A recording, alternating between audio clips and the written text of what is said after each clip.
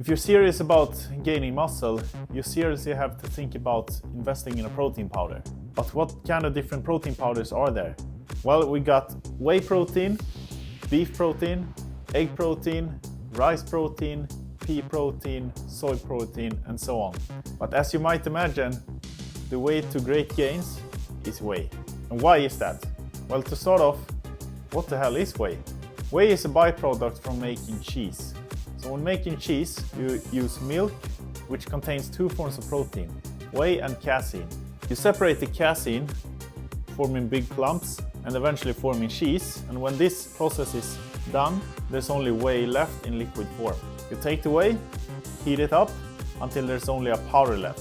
For many years, whey was fed to pigs and other animals in agriculture, or was simply just thrown away. Luckily, the gods of gains couldn't have it and granted humanity with whey protein powder.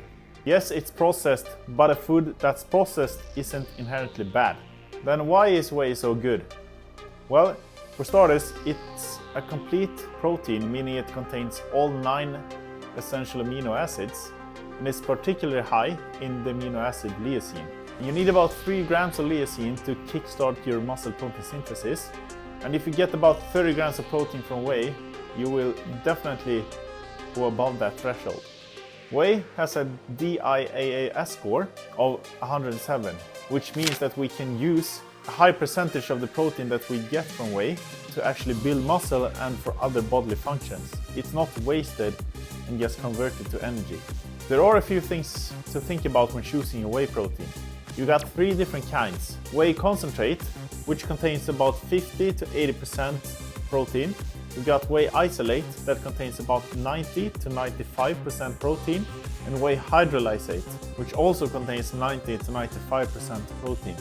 Concentrate is for you that want to build muscle and be a little bit more cost effective.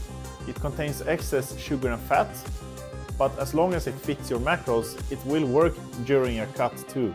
But it may be too high for your diet plan.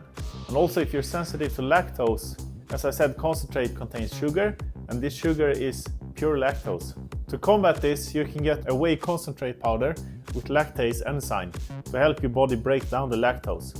Whey isolate is more purified and more processed than concentrate. This gives you more protein per serving without the excess fat and sugar. This may be beneficial if you're on a cut, or if you're just lactose intolerant or sensitive to lactose, since most of the sugar, if not all the sugar, is gone. You have to check on the label to make sure that your protein powder is free of lactose. This costs a little bit extra money though, but it may be worth it if you have any of these problems. Hydrolysate may be best for you if you are intolerant to milk protein, because here the protein is pre-digested for you. So it's very easy for your body to break down. It's not needed if you're not allergic to milk proteins.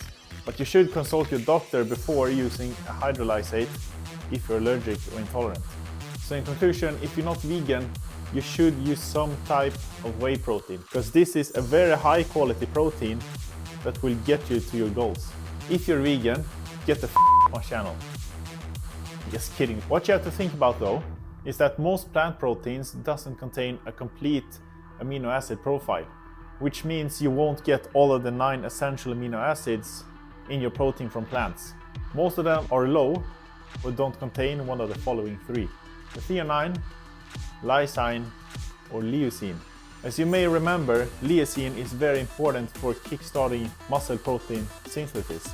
If you get a blend of pea and rice protein, all of the essential amino acids will be accounted for, and it will serve as a complete protein. However, both of these proteins are further down on the DIAAS scale than whey, pretty far down too, ranging from 0.4 to 0.7 in their score. This means that you have to eat more protein to get similar effects as you do with whey protein.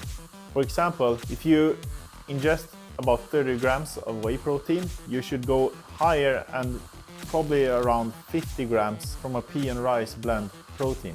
The outlier when it comes to plant proteins is soy protein isolate. So it turns out the soy boys were onto something. This is the only vegan protein with a complete amino acid profile and high digestibility, scoring 0.9 on the scale, which is a little bit lower than beef. So in conclusion, if you're in the market for protein powders, for almost all people, a form of whey protein will get the job done. And is one of the best forms of protein that your body can digest, period. If you're vegan, go for a soy protein or a rice and pea protein blend. But I do feel sorry for you. I tried vegan protein once and I almost puked. I will never buy that shit again.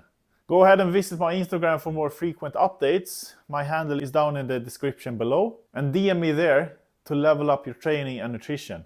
And also YouTube wants you to click on the video down in the corner, somewhere here or here. And until next time, stay swole.